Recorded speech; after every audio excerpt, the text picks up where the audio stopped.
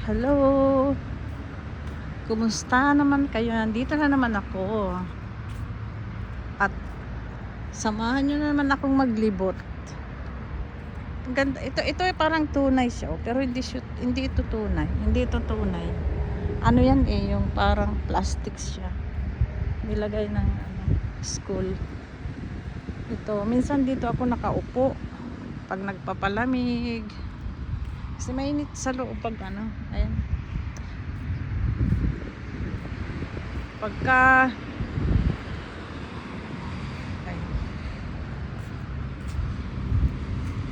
ito pasukan ito ng mga bus. Pag sa bus lang bus lang ang pag yung mga nagdra-drop ng mga bus sa school. Ito diretso doon sa school to sa likod to yung binidyo ko nung isang araw, yun doon sa harap naman ng school yun. Ito yung likod, ito yung daanan ng mga bus, pasukan. Ito yung katabi namin, school din ito yan, school. University yan, university. Katabi. Puro lang dito, ito yung kalsada, Puro lang dito, yung, yan naman university din yan, tingnan nyo. Yan, yung bilog na yan. Yan, walang mga bahay dito, walang kasi mga halos school ang dito. Tignan nyo, di ba? Dito ako nakatira, malayo sa Kabihasnan. Ayan, puro Ayan. Ayan yung likod namin. Ito yung likod namin. Ito yung tirahan namin. Apartment. Accommodation ng school. Ayan yan, school na yan. University yan. Ito yung namin. Kaya mahirap dito pag malayo sa Kabihasnan ba? Ayan. Kaya dapat meron kang sariling sasakyan dito pag Kasi kung wala yun, tatawid ka pa dun sa kabila. Ayan yung kabila sa kalsada. Ayan. Pero nakakatakot tumawid kasi alam niyo walang pedestrian diyan. Tatawid ka, dadaan ka dyan sa kalsada. Ang expressway yan, highway yan Kaya hintayin mo na lang sasakyan konti. May namatay na dyan isa yung tumawid daw siya. Ayan.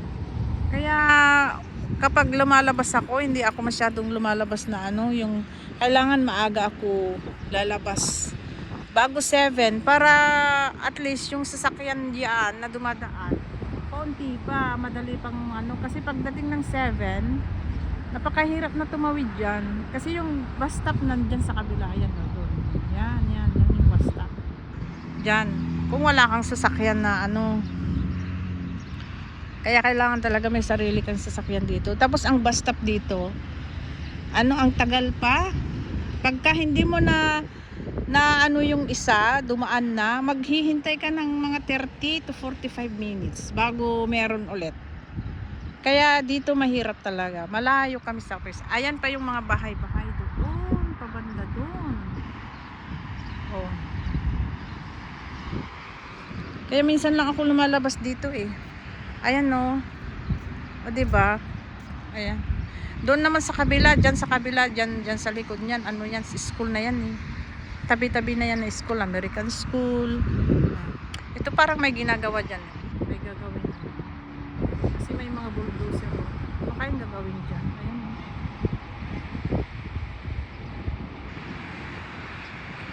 Parang yung school na yan nakatabi namin dito, ito parang technology school yan. Ayan. Kaya mahirap dito.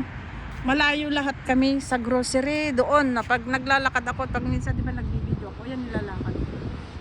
Pag sa grocery ang hirap, maglalakad ka doon mga 15 minutes pag mabilis ka. Kapag mabagal-bagal ka maglakad, aabutin ka naman ng mga 20 minutes. Pero okay na rin, para sa akin okay lang kasi di ba exercise ba? Exercise. Kaya pagka ang mahirap lang kasi dito yung tag-init. Yun ang mahirap kasi ang grocery diyan magbubukas ng 8. Kailangan hintayin mo na mag-8. Kapag ka-8 naman na, pagdating ng 8, napakainit na maglakad. Kaya minsan yung sa online na lang, Kaya ako nag-o-online na lang minsan. Kasi dito lahat naman na meron na eh. Kahit yata sa ang ibang bansa. Sa online, yung grocery, yun, tapos i-deliver. Yun, minsan ganun na lang ginagawa ko. Kasi yung, pero kapag taglamig, pwede naman yung kahit 8 o 7:30, kasi 8 nagbubukas yung grocery. Alis akong 7:30 o 7:45. Malamig kasi nga taglamig. Pero yung tag-init, hindi talaga pwede. Hindi mo kakayanin kasi minsan may hangin siya pero mainit yung hangin niya, masakit sa ilong.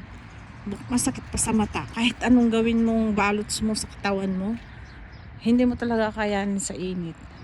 Iba kasi yung init dito kasi alam nyo, patad kasi, ayan oh. O diba, patad siya.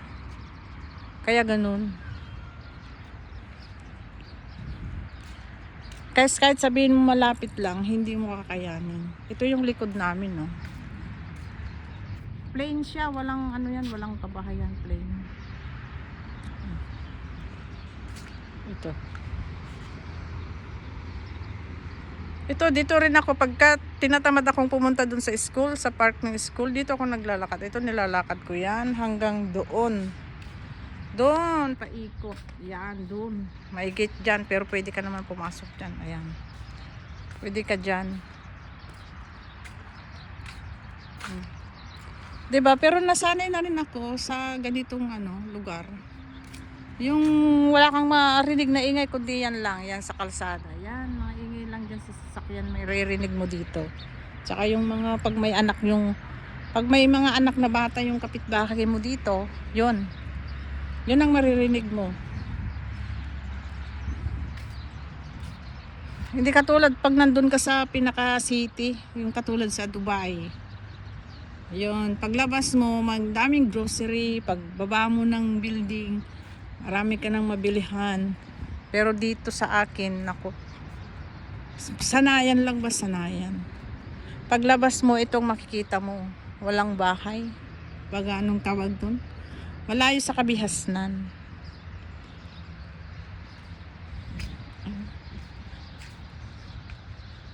Ito yung ito yung basurahan na. Dito kami nagbabasura. Ayan.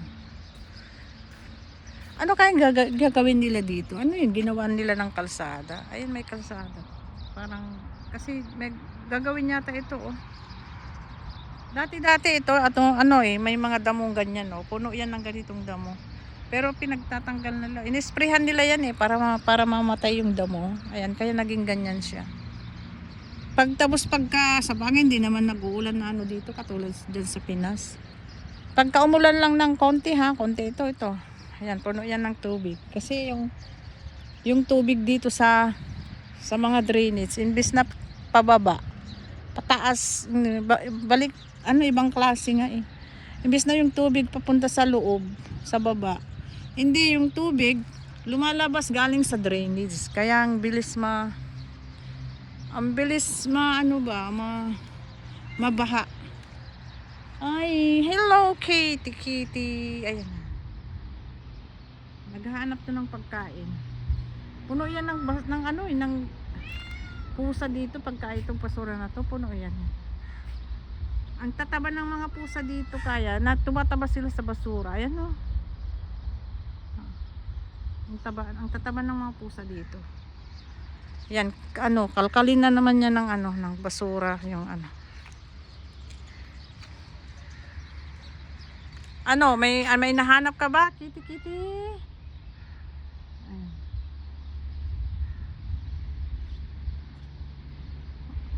Tatlong pusa to, yung dalawa mataba.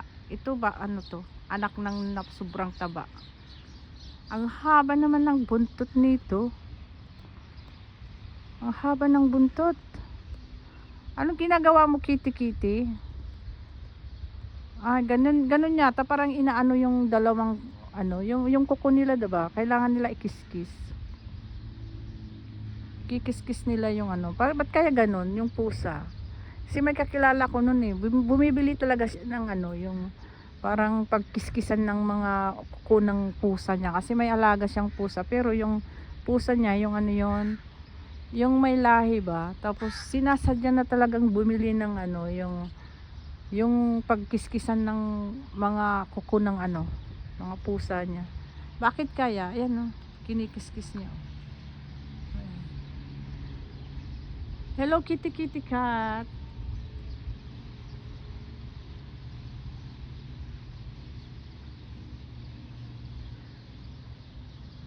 Diyos, minsan itong pusa na to, puno-puno ng ano, ng uling sa mukha niya. Yung katawan niya ba? Siguro sinusuksok niya yung mukha niya to sa ano, sa mga butas ba ng sa lupa. Kasi minsan ang dumi, ang daming ano ba, yung lupa, yung kat, ano to. Asan yung mga kasama mong mga pusa ka? Nasaan? Nasaan yung nanay mo? Ano to eh, yung nanay nito, ang taba-taba eh. Tatlo sila nito eh, tatlo. Nasaan yung nanay mo, ha? Ba't ka nag-iisa? Asan yung nanay mo? Ha? Kakukuha lang kasi itong basura eh, kaya wala siya, baka wala siyang maanong basura. Kukuha niyan eh, kaninang tanghali. Kasi dito, ano,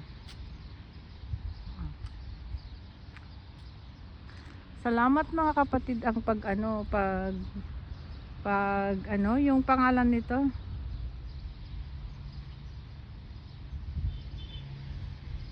Pag panunood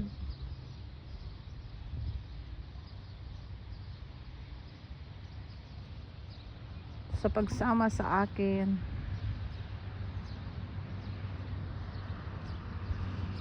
Sana hindi kayo magsasawa. Ang ganda na ng ilaw oh, kasi binuksan na nila oh. Galing. Binuksan na nila yung ilaw. Thank you. Bye bye. Salamat sa panunod nyo. Thank you. Bye bye.